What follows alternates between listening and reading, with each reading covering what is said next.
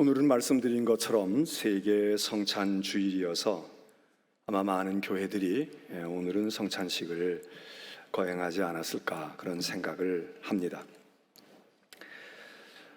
예배는 크게 이 말씀의 예전과 그리고 이 성찬의 예전, 이 두 가지가 사실은 예배의 큰 축을 이룬다, 그렇게 볼 수가 있습니다. 우리 기독교 개신교는 말씀의 예전에 더 이제 비중을 두다가 보니까 이 성찬을 특별한 경우에 어떤 경우에 이렇게 하고 있고, 천주교는 이 성례전, 성찬의 예전을 굉장히 중요시, 미사라는 게 바로 거기에 포인트가 있기 때문에, 물론 신부님들이 강론을 하지만 개신교보다는 이쪽에 더 비중을 두어서, 우리는 성찬 없이 예배를 드려도 그냥 예배를 드리고 왔다 이렇게 할 수 있지만, 천주교인들은 이 성찬을 영체, 이 성체 성사를 하지 아니하면 미사라고 할 수가 없죠. 그러니까 뭔가가 그냥 기도해 온 것처럼 생각이 되어지는 그런, 이제 우리가 좀 더 어디에 비중을 두고 그러느냐, 그런 그 차이가 있다고 할 수가 있습니다. 다 균형을 맞추는 것이 바람직한 것이겠죠. 교회는 이 성례라고 하는 것, 우리는 특별히 두 가지를 성례로 꼽는다는 걸 알고 계실 겁니다. 성례, 세크라멘트라고 하는 것은 예수님께서 친히 행하시고, 우리 주님이 행하시고 우리들 보고도, 교회를 보고도 너희도 행해, 이런 것들을 우리는 성례라고 생각을 하는데, 예수님이 행하신 것, 세례 주신 것, 그 다음에 예수님이 지금 성찬을 세우시고 행하신 것, 그리고 이거를 기념해라, 끝까지 내가 다시 올 때까지 이를 행해서 나를 기념해라, 사도 바울에 의할 것 같으면 이제 그렇게 우리에게 이 성찬에 대해서 말씀하고 있는데, 그래서 우리는 이 둘을, 근데 천주교는 이 둘에다가 5가지를 더 포함을 시키죠. 그래서 믿음을 견고하게 세우는 견진, 우리도 입교식 할 때 견신예를 하지만 우리는 그걸 성례, 세례와 같은 것으로 생각하지는 않는데, 근데 그렇게, 그 다음에 고해성사, 우리가 사회적으로도 많이 알고 있는, 우리는 고해, 회개하고 그러는 거를 성례라고 하지는 않잖아요. 그분들은 그걸 고해성사. 그리고 병든 사람, 특별히 임종을 앞두고 있는 분에게 행하는 종부성사 또는 병자성사, 그리고 직분을 받거나 무엇을 행할 때 신품, 성품 성사, 그리고 결혼도 예수님께서 이거 행하셨거든, 가나 혼인잔치, 그래서 혼배성사 또는 혼인성사, 이렇게 해서 7가지를 그분들은 성례라고 합니다. 2개가 됐든 7개가 됐든 교회는 이 성례를 통해서 하나님의 은총과 은혜가 우리에게 입혀진다, 우리가 은혜를 받는다. 그 은혜를 받을 때에 이렇게 예배를 통해서, 설교를 통해서, 기도하는 어떤 부흥회를 통해서 은혜를 받는 거, 우리는 보통 개신교인들은 그쪽에 이제 많은 경험을 하고 거기에 비중을 두지만, 그러나 사실은 교회가 전통적으로 가르쳐 온 것은 그것보다, 그것 못지않게 우리가 은혜를 받는, 하나님의 은총을 입고 은혜를 받는 방법이, 그 수단이 2번째 가라면 서러울 것이 이 성찬이다, 그 얘기입니다. 그래서 신앙생활에 있어서 우리가 예배를 중요시하고, 또 예배를 중요시하는 것 못지않게 이 성찬을 통해서 하나님의 은총과 은혜를 입는다, 이게 굉장히 중요한 요소입니다. 특별히 우리는 이 성찬 예식을 자주 행하지 않기 때문에, 여러분들이 어떤 분들은 1년 내내, 2년 내내 가도 성찬 참여하지 않고 신앙생활을 거뜬히 하는 이런 아주 신기한 방법을 가지고 있는 분들도 있는데, 이건 참으로 위험스럽고 그리고 별로 좋지 않은 신앙의 방법입니다. 성찬은 여러 가지 이름으로 우리가 불려집니다. 최후의 만찬, 이건 이제 세상 사람들도 레오나르도 다빈치의 최후의 만찬이야. 그래서 예수님의 마지막 장면을 그린 것, 최후의 만찬. 세상 사람들도 그렇게 부르죠. 우리도 최후의 만찬, 예수님의 마지막 만찬, 최후의 만찬일 수 있습니다. 성경은 유월절, 오늘 본문에도 얘기하는데 예수님께서 유월절 식사를 좀 준비해라, 유월절 만찬을 준비해라, 이렇게 얘기하십니다. 유월절 만찬이라고 부를 수도 있습니다. 또 이것은 희생의 제사입니다. 주님이 피 흘리시고 희생되신 것을 상징하는 희생의 제물, 희생의 제사. 또 이것은 주님의 만찬, 우리는 로즈 서퍼 이런 이야기하면서 주님의 만찬 이런 얘기를 합니다. 이건 주님이 우리를 위해서 베푸신 만찬이다. 많이 쓰는 것은 성찬 또는 성만찬입니다. 이 말은 우리말로는 성만찬, 성찬 이렇게 우리가 쓰고 있지만 이 말을 유카리스트 이런 말로도 쓰고 때로는 홀리 커뮤니온 이런 말을 쓰기도 합니다.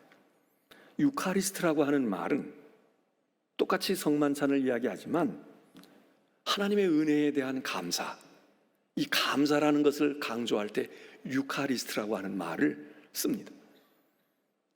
성찬을 홀리 커뮤니온 이렇게 이야기할 때 커뮤니온은 교제 아닙니까? 서로서로 이렇게 교제하는 것. 그래서 성찬은 코이노니아, 우리가 거룩한 교제한다. 그럴 땐 홀리 커뮤니온 이렇게 말하기도 합니다.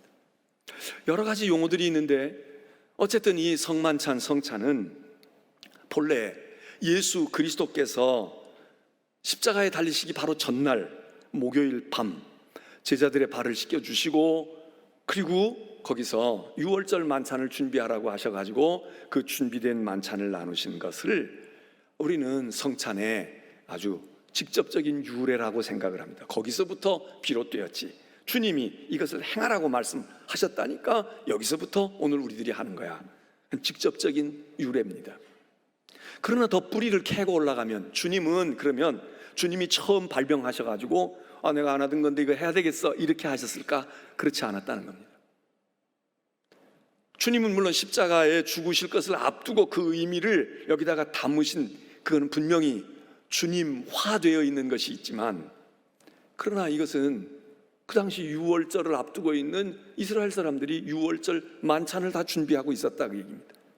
그래서 이 뿌리는 구약의 유월절로 거슬러 올라간다고 볼 수가 있습니다. 그거를 지키면서 예수님은 거기다가 당신의 구속의 역사의 의미를 더 첨부해서 그걸 심화시켜서 우리에게 주셨지만 구약의 유월절은 여러분이 아시지 않습니까?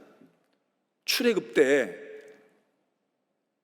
모세가 하나님의 백성 히브리 백성들을 탈출시킬 때에 그때 내일이면 떠나야 되는데 오늘 밤 어린 양, 흠 없는 어린 양을 잡게 하고 그리고 그 양의 고기를 먹고 그리고 그 양의 피를 문지방과 문설주, 문임방 그리고 문에 발라서 그래서 피를 칠하게 하고 왜 그렇게 했는가?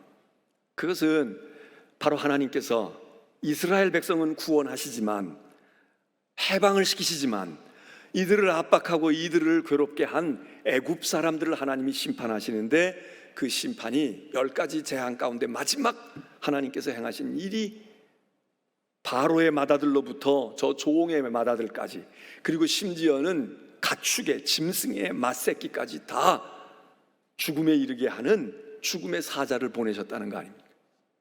그런데 그때 이스라엘 백성들, 히브리 백성들은 하나님께서 건너뛰셨다. 죽음의 사자가 다 집집마다 들어가서 첫 번째 맏새끼들과 맏자식들을 다 죽음에 이르게 하는데 그걸로 죄값을 치르게 하는데 하나님의 백성은 거긴 넘어가, 거긴 생략하라고 스킵하라 그 얘기죠. 그래서 뛰어 넘어간다. 그래서 우리가 그 말을 유월, 뛰어 넘어간다 그런 말로 유월절이라고 이름을 붙였지만 패스오버, 넘어가는 거죠. 넘어가는 거예요. 거기는 생략, 거기는 뛰어 넘어가. 뭘 보고? 피에 구별이 있느냐. 그래서 피 흘림의 역사, 이 피가 구원의 피, 물론 구약의 제사가 다 피 흘리는 것으로 죄사함을 얻는 거기 전통이 이제 그렇게 이어져 오지만은 그런 이 역사가 유월절로부터 시작이 된 것으로 그렇게 성경이 이야기를 합니다. 그리고 바로 예수 그리스도를 우리는 하나님의 어린 양, 유월절의 희생양인 것처럼 하나님의 어린 양이 희생양이 되셨지.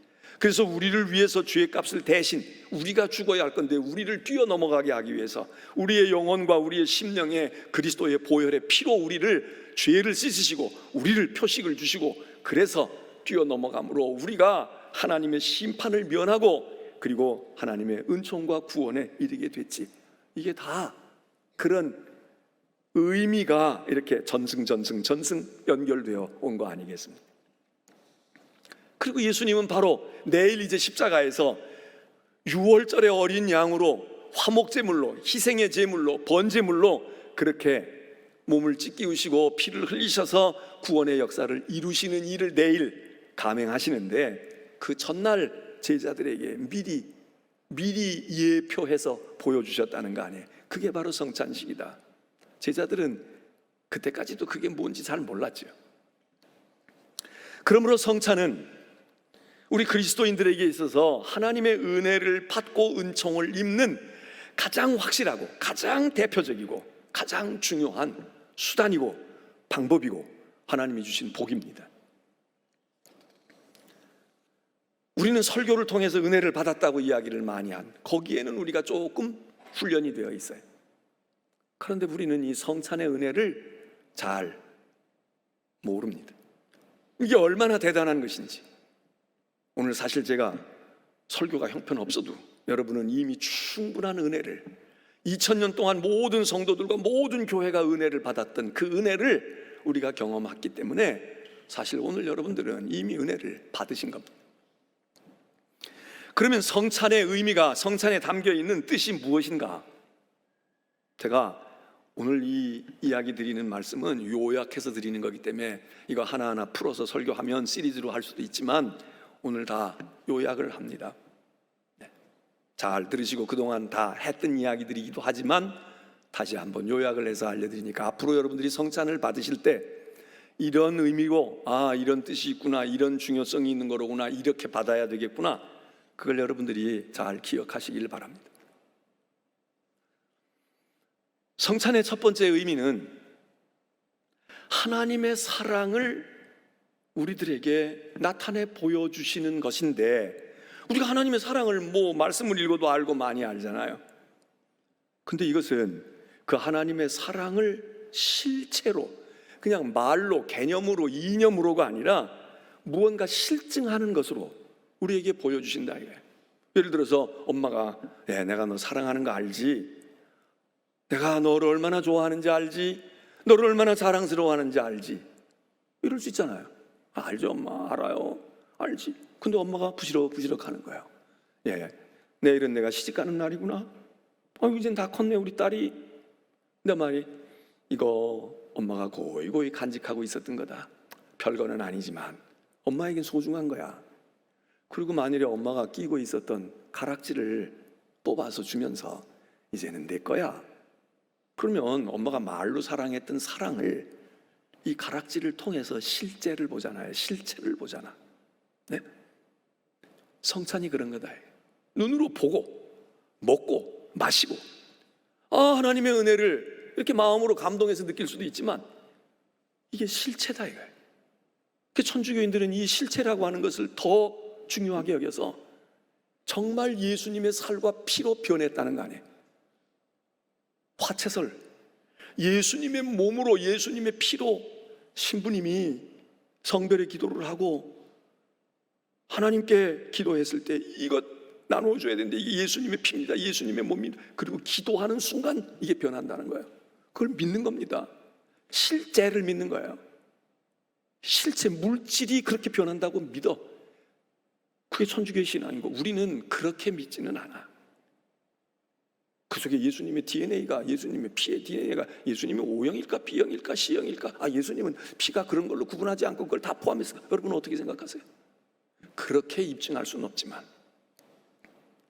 이게 하나님의 사랑의 표시이고 그리고 예수 그리스도의 십자가에서 죽으심과 피 흘림이 없이는 이게 있을 수가 없는 것이기 때문에 우리는 예수 그리스도의 죽으심의 실체, 하나님이 우리에게 사랑한다고 말씀하시면서 우리로 느끼게 하시고 마시게 하고 먹게 하시는 바로 그것, 성찬이 그 의미가 있다. 그냥 이성이 아닙니다. 이론이 아닙니다. 말로 설명하는 게 아닙니다. 두 번째로는 이 성찬은 그리스도와 우리가 하나됨을 의미합니다. 주님과 내가 하나 됐지. 내 속에 주님의 피가 흐르고 주님의 생명이 내 안에 들어오고 주님의 살을 내가 먹고, 그렇게 하면서 그리스도와 연합되어지고 그리스도와 만남, 우리가 인격적으로 하나님을 만났어. 성령 받아서 기도하다가 내가 살아계신 하나님을 만났어. 이런 만남을 이야기합니다. 인격적인 만남이 있어야 돼. 하나님과 인격적으로 만나요. 이성적으로가 아니라 인격적으로 만나야 돼. 이 얘기합니다. 그 못지않게 우리가 그리스도와의 만남을 어디서 경험합니까? 가슴이 뜨거워져서? 내가 무언가 환상을 보아서? 혹시 그런 방법이 아닐지라도 우리는 그리스도를 만난 경험이 있어요. 무엇로? 성찬입니다. 그래서 그리스도와 우리가 연합되어져서 하나가 되었다. 성찬을 받음으로 내가 그리스도 안에, 그리스도가 내 안에 계시는 하나가 되었다. 이 고백과 이 확신이 성찬의 선물입니다.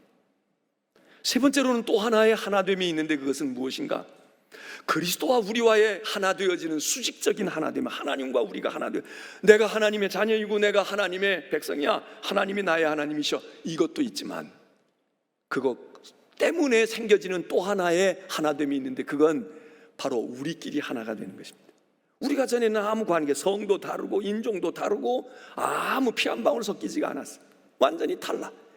그러나 우리가 그리스도의 성찬을 받고 그 은혜를 입는 순간, 나도 하나님의 구원하신 자녀요, 당신도 하나님께서 예수 그리스도가 피 흘려 구원하신 하나님의 사랑하시는 자녀야. 그럼 뭐예요? 아버지가 같고 나를 구원하신 구원자가 같아. 그럼 당신과 나는 뭐야? 자매지, 형제지. 성도들의 공동체, 그리스도의 공동체, 우리는 하나이다. 그래서 예수님의 마지막 기도 가운데서, 겟세마네 기도만이 아니라 요한복음에 보면 예수님의 마지막 기도가, 장문의 기도가 실리는데 거기 보면 대제사장으로서 기도하셔요. 그 기도의 제일 핵심은 뭐냐? 아버지와 내가 하나인 것처럼 저들도 하나가 되게 하옵소서. 하나님, 제가 가도요, 제가 떠나도 이 사람들이 말이지, 내 제자들과 나를 따르는 이 백성들이 하나가 되게 하옵소서. 마치 아버지와 내가 하나인 것처럼 이들이 하나가 되고 나와 하나가 되게 하옵소서. 여러분, 이게 하나가, 그래서 그 하나가 되는 가장 강력한 것이 무엇입니까? 사랑이거든.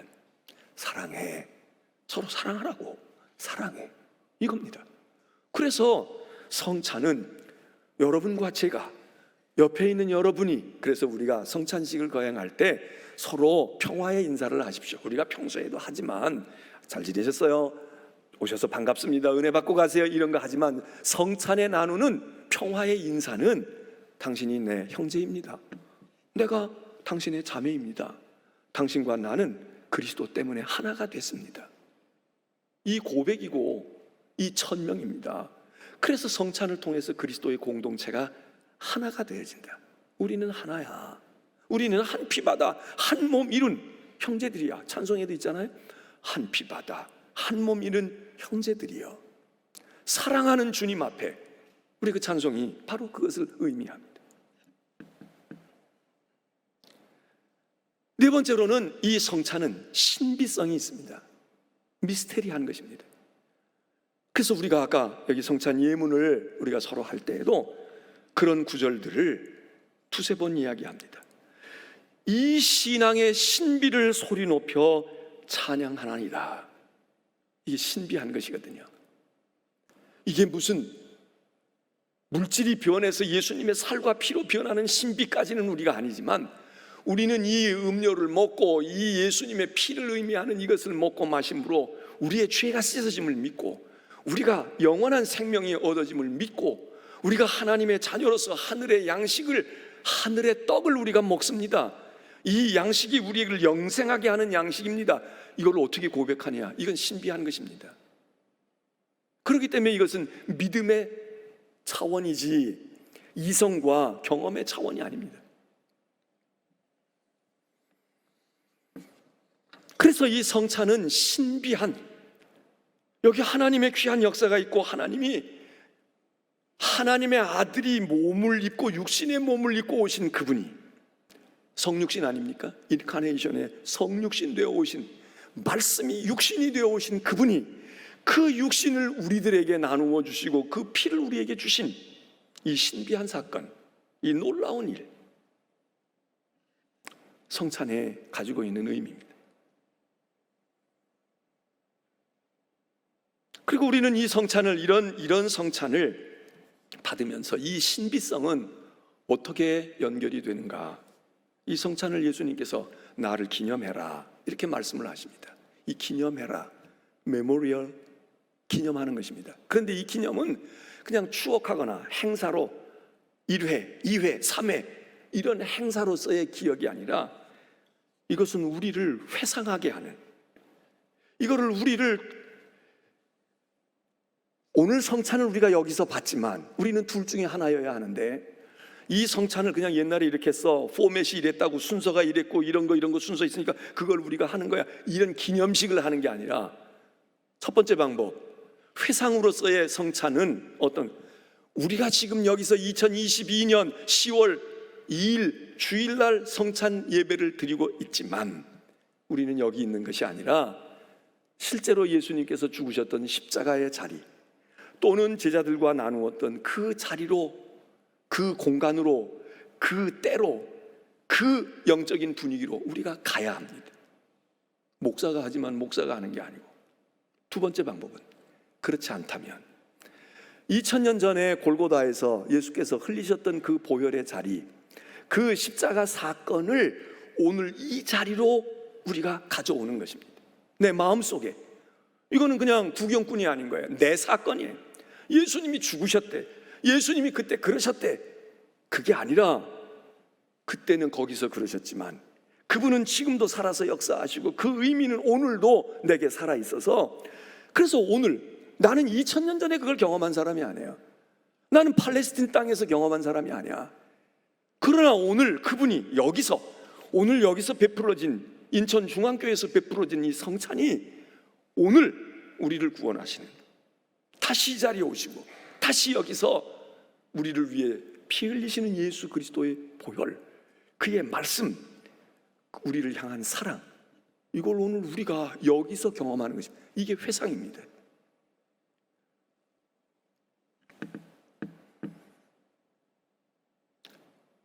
그리고 이 성찬은 그러기 때문에 거룩한 것입니다.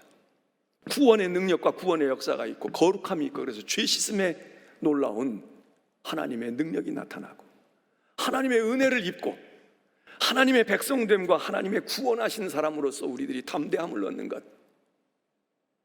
이 성찬에 무수히 많은 의미가, 여러분 이거를 음미하면서 그러면서 우리가 성찬을 받는 것과 그냥 하니까 하나보다 이게 같겠습니까?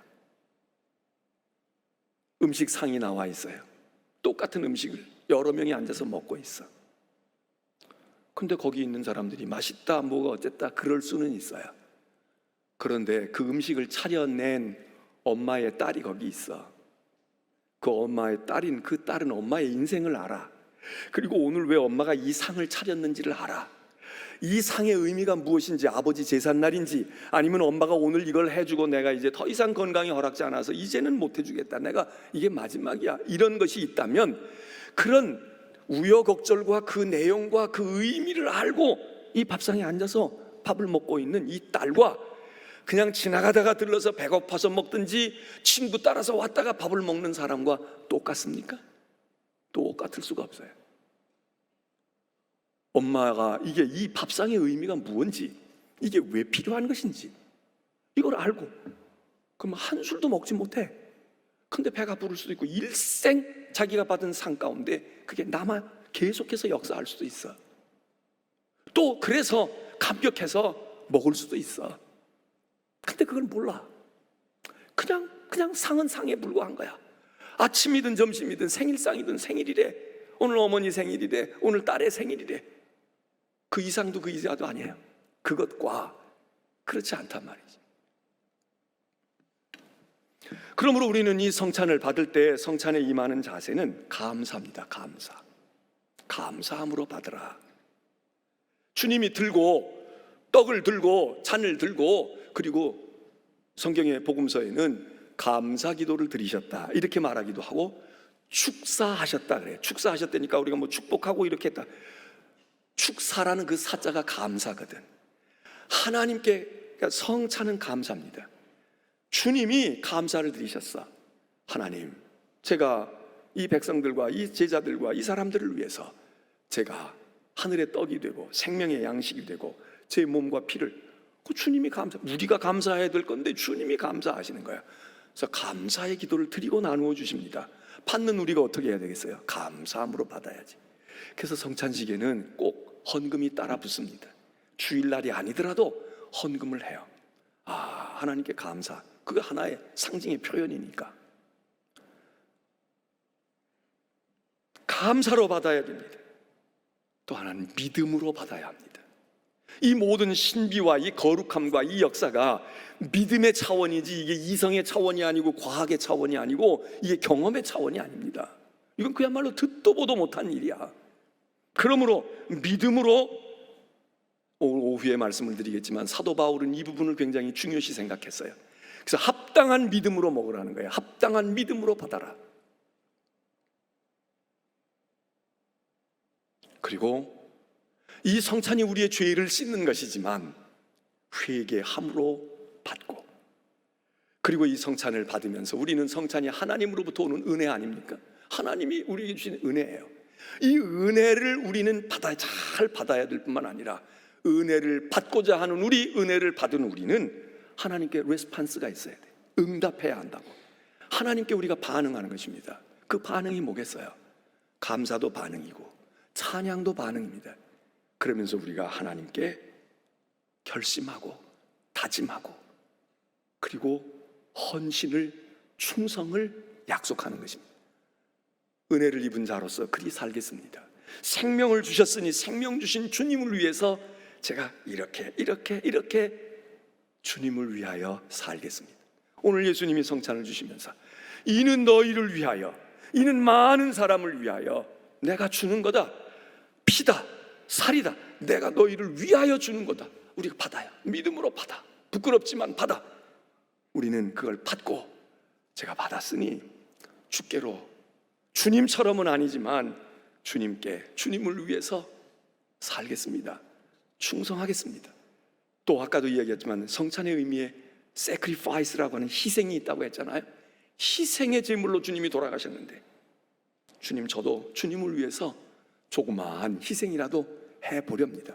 이게 성찬의 은혜를 입고 그 신비를 경험한 사람들에게 나오는 자연스러운 반응이 아니겠습니까? 이 반응이 오늘 우리의 예배에 드려져야 된다. 마지막으로, 제가 성찬에 대한 설교를 더 이상 할 기회가 없을 것 같아서 마지막으로, 시간이 좀 지났지만 이 얘기를 꼭 해야 되겠어요. 오늘 이 성찬을 보면 이제 성찬의 본질적인 건 그런 건데, 예수님께서 이 성찬을 베푸시면서 이상한 행동을 하셔요. 무슨 행동을 하십니까? 우리는 성찬이 얼마나 은혜스러운 것이고 얼마나 감동적인 것입니까? 그런데 예수님께서 갑자기 이렇게 얘기를 하시는 거예요. 먹으려고 하는데, 또는 먹고 있을 때일 수도 있고, 너희 중에, 여기 지금 나하고 같이 먹는 너희 중에 나를 팔 거다. 이건 또 무슨 얘기입니까? 나를 배반할 거다. 나를 괴롭힐 거야. 나를 팔 거라고. 그러니까 갑자기 분위기가 싸해졌잖아요. 그러니까 다 묻습니다. 제자들이, 주님, 저는 아니죠. 주님, 저는 아니죠. 이럽니다. 대답하시는 거예요. 나와 함께 떡그릇에 손을 넣는 자가 팔 거야.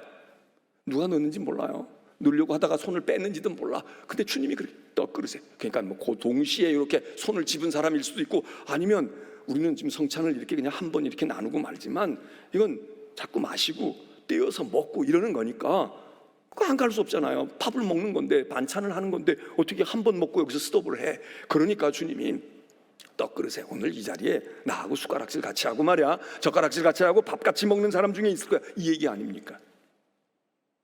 그러면서 주님이 이렇게 얘기하셔요. 그 사람이 아닐지라도, 그런 역할을 하는 사람이 아닐지라도 나는 성경에 예언되어 있고 이게 하나님의 계획이야. 그러니까 나는 팔려가게 되어 있고 나는 죽게 되어 있다고. 그런데 말이야, 그 역할을 하는 그 사람은 화다. 그 사람은 차라리 나지 않았으면 좋았을 거야. 제자가 되지 않았으면 좋았을 거야. 세례받지 않았으면 좋았을 거야. 목사가 되지 않았으면 좋았을 거야. 집사가 되지 않았으면 좋았을 거야. 그 얘기 아닙니까?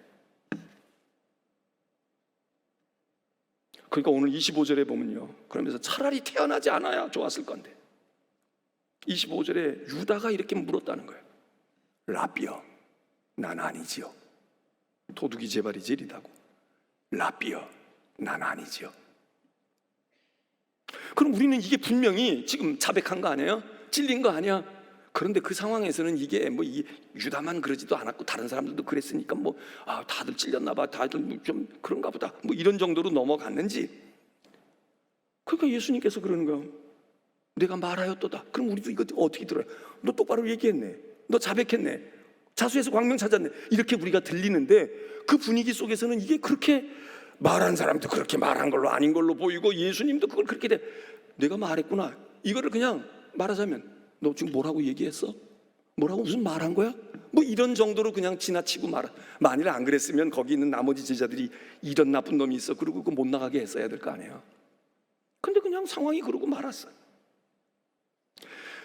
요한복음은 말이죠, 이 성찬 이야기를 하면서 요한복음 기사를 보면 더 구체적인 이야기를 해요.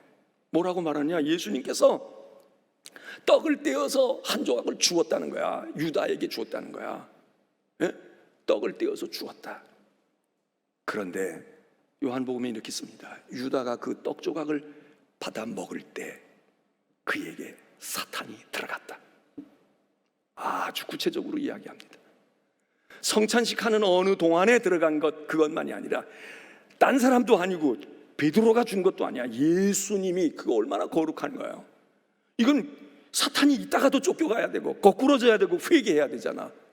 그런데 마음이 싱숭생숭하고 있던 유다가 말이야, 예수님께서 이건 내 살이야, 이건 내 피야, 그리고 떡을 떼어서 유다에게 주고 그거를 넙죽 받아먹는 순간 사단이 들어갔다. 여러분 어떻게 생각하세요? 이게 가능해요? 저같이 형편없는 목사가, 은혜롭지 않은 목사가 성찬식이랍시고 했어. 그렇게 할 때 혹시 들어갔다면 몰라. 이거는 성찬 그 자체이시고 성찬의 주인이 되시는 예수 그리스도, 흠과 점이 없는 예수 그리스도가 떡을 떼어서 이건 내 살이다, 내 몸이다, 그리고 그 떡을 지금 나누어 주셨는데 그거 먹고 사탄이 들어갔다. 여러분 이상할 거 하나도 없습니다. 왜냐하면 성경의 역사의 초장부터 마지막까지 은혜가 충만할 때 사단의 역사도 충만합니다. 보실까요? 에덴 동산에 하나님이 천지를 창조하시고 완전 무결하게 해놓으셔서 마음이 너무 좋으셔서 내가 이제 더 손댈 것이 없어, 난 안식할 거야, 이제 너희들끼리 행복하게 살아라 그러셨는데 그 행복하게 살았습니까? 아담과 하와가 그 다음에 마귀의 유혹을 받았다는 거야.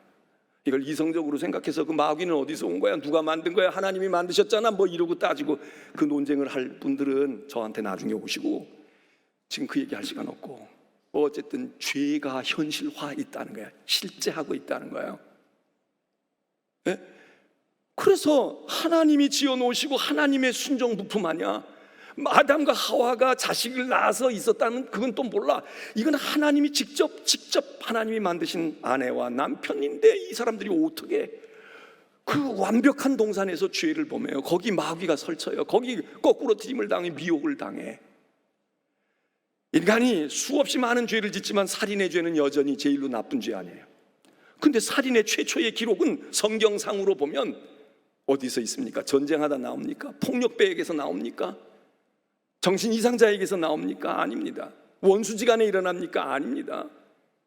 아담과 하와의 한 핏줄을 태어난 가인과 아벨, 형제가 형이 동생을 죽입니다. 그것도 어디에서?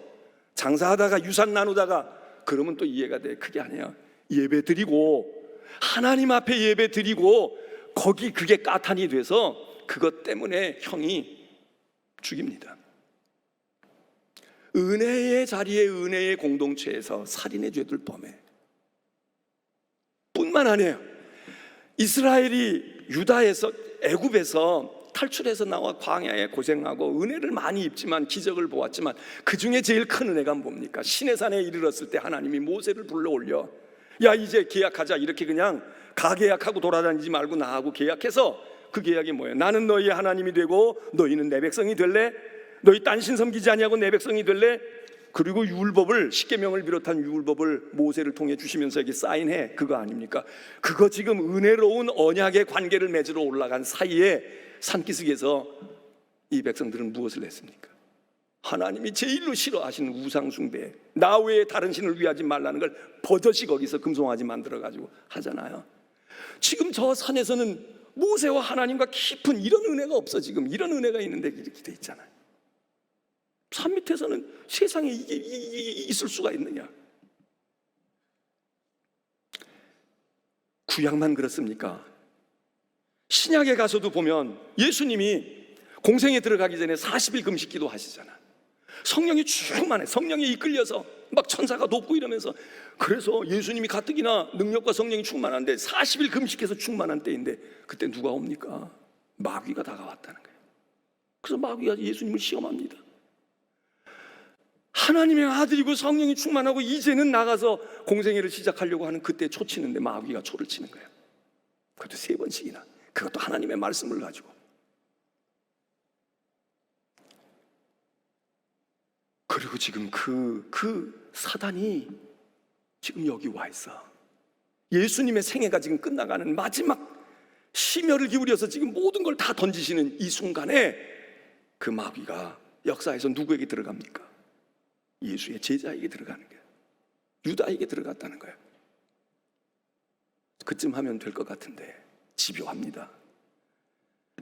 스디슨 잔인에게서 지나가게 하옵소서. 기도하러 겟세마네 기도하러 막 있는데 여기 마귀가 나타난 거야. 우리가 어떻게 알 수 있느냐? 주님이 제자들에게 얘기하셔요. 시험에 들지 않게 깨어있어 기도하라고. 시험에 들지 않게 깨어있어 기도하라고. 제자들 시험에 들었잖아요. 뭘로 알아? 졸았잖아, 잤잖아. 마귀에게 넘어갔지. 다 됐다 이제. 그래 알았어. 그리고 주님이 흔연히 당신의 십자가를 지고 마지막 물과 피를 쏟을 때 무슨 일이 벌어집니까? 강도를 통해서 또 시험해요. 내가 하나님의 아들이면 뛰어내려 봐. 너 하나님의 아들인데 이렇게 끝내지 말고 좀 뭐 보란듯이 뭘 해보라고. 우리를 구원하는 건 그만두고 너라도 구원해봐. 그러면 내가 너를 받들어 줄게. 강도가 도전하잖아요. 여러분, 제가 장황하게 왜 이야기를 합니까? 지금 이 시간에 떡그릇에 손 놓은 사람들 다 우리 떡그릇에 손을 넣었어요. 우리 가운데 주님을 팔자가 있을 겁니다. 저일 수도 있고요, 여러분일 수도 있어요. 다시 말해서 은혜가 충만하고 은혜로울 때 우리가 시험에 들 수 있어요. 이 성찬 시간도 그렇지만 제가 이야기를 드리는 건 이겁니다. 우리 교회는 지금 다 어느 교회나 은혜로운 때고요, 은혜 받는 때야. 근데 우리 교회는 좀 더 은혜로운 때야. 좀 더 은혜를 받는 때예요. 왜? 우리는 성전을 어려운 때 건축을 했어. 그래서 어려움 가운데서도 하나님의 전을 이룩하고 여기 와서 예배를 드리고 시작했어. 이 은혜를 모든 교회가 다 누립니까? 다 누리지 않아. 우리는 더 은혜로운 시절에 지금 있어. 또 하나 우리는 거기다가 또 은혜로운 순간에 와 있어. 왜? 이제 노쇠하고 진액이 빠져 있고 그리고 기억이 왔다 갔다 하고 있는 한 리더가 이제 물러나가게 생겼고, 새롭게 준비된 하나님이 새 시대를 열어갈 새 지도자를 세우는 터닝 포인트에 와 있단 말이죠. 지금 중요한 전환점에 와 있어. 더 없는 은혜의 시절이에요.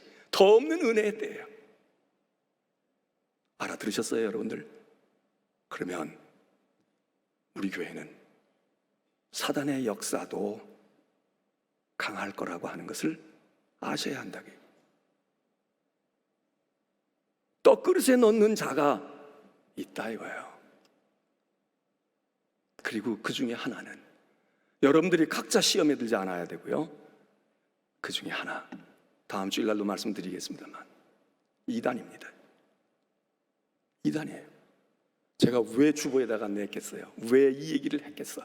물론 성찬주일이고 성찬에 관계된 거니까 얘기하지만 여러분, 이단이 어디가 제일로 지금 마음에 들겠어? 얼마나 좋겠어. 예배당 지었겠다. 새로운데, 우리가 있는 데다가 지었어도 그러는데 새로운 동네로 왔겠다. 그리고 담임 목사가 바뀌어지는 계기에 와 있겠다.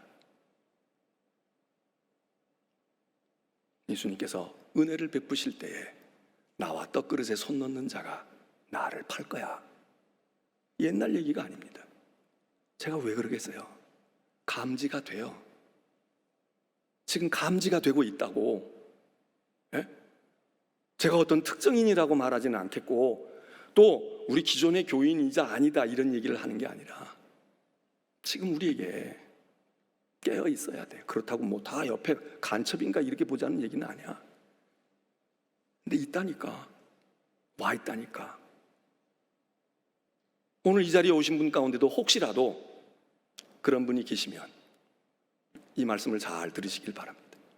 여러분은 떡그릇에 손을 넣었습니다. 주님이 하신 말씀을 기억하시길 바라고요. 그리고 나는 아닌지 긴지는 다음 주일날 제가 뭐 쪽집게처럼 집어내는 건 아니지만 한 번 더 들어보시라고, 말씀을 들어보시라고. 우리는 깨어 있어야 합니다. 바라기는 떡그릇에 손을 넣고 성찬을 받았는데 은혜를 입고 예수 그리스도를 위하여, 날 위해 죽으신 그리스도를 위하여 나도 희생의 제물이 되지는 못할 망정 예수를 잡아 파는데 교회를 어지럽히고 교회를 병들게 하고 교회를 흔들어 놓는데, 우리가 의도적으로 내가 하지 않지만, 그리고 의도를 가진 분들도 있을 수 있어요. 벌써부터 드나들었어요. 그리고 벌써부터 그런 경향을 보여왔다고. 잘 유념해서 들으시길 바랍니다. 그리고 만일 유다는 알잖아요. 제자들, 다른 제자도 몰라. 근데 유다도 알고 예수님도 알아. 여러분이 만일 그렇게 느끼시는 분이 있으면 더 이상 오지를 말든가 회개하든가. 분명히 말씀을 드립니다. 제가 광고 시간에 이야기하는 게 아니에요. 설교 시간에 이야기합니다. 잘 귀담아 들으시고, 우리 교회가 묵은 누룩에 의해서 건강하고 새로운 것이 지금 막 피어나는 것에 엉뚱하게 변들지 않도록 우리 각자가 조심할 뿐만 아니라 조금이라도 지금 제 얘기를 귀가 있어서 듣는 분들 부탁합니다. 말씀입니다. 기억하시길 바랍니다. 찬송하겠습니다.